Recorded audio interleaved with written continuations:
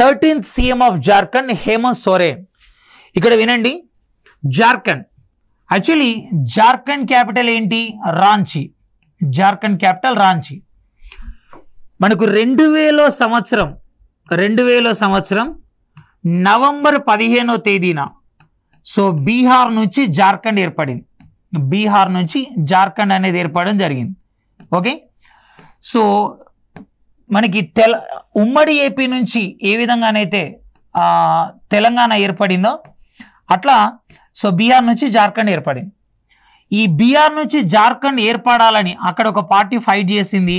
దాన్ని మనం జేఎంఎం అని పిలుస్తాం, అంటే జార్ఖండ్ ముక్తి మోర్చా అని పిలవడం జరుగుతుంది అన్నమాట. ఈ జేఎంఎం వ్యవస్థాపకుడు ఎవరు? షిబు సోరెన్. ఆయన కూడా జార్ఖండ్ ముఖ్యమంత్రిగా పనిచేశాడు. బట్ ఆయన అనంతరం షిబు సోరెన్ సన్ ఎవరైతే ఉన్నారో హేమంత్ సోరెన్ జార్ఖండ్ ముఖ్యమంత్రి అయ్యాడు. హేమంత్ సోరెన్ ఈయన జార్ఖండ్ ముఖ్యమంత్రిగా ప్రమాణ స్వీకారం చేశాడు.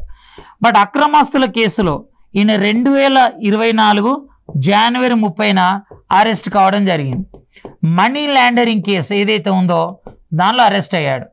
సో అరెస్ట్ అయ్యారు కాబట్టి ఆయన పార్టీ నుంచి మనకు 2024 ఫిబ్రవరి 2వ తేదీన సో చెంపై సోరెన్ ముఖ్యమంత్రిగా ప్రమాణ స్వీకారం చేశారు. చెంపై సోరెన్. సో చెంపై సోరెన్ ఎప్పటిదాకా ఉన్నాడు? ఆయన జూలై 4 దాకా ఉన్నాడు. ఇప్పుడు 2024లో. ఎందుకంటే ఆ లోపు హేమంత్ సోరెన్ బెయిల్పై విడుదలై వచ్చాడు కాబట్టి మళ్ళీ ఆ పార్టీ అధినాయకుడు ఆయన లీడర్ ఆయనే కాబట్టి ఆయనే ముఖ్యమంత్రి అయ్యారు. దాంతో 2024 జూలై 4న మళ్ళీ మనకి హేమంత్ సోరెన్ మళ్ళీ ముఖ్యమంత్రిగా ప్రమాణ స్వీకారం చేశారు.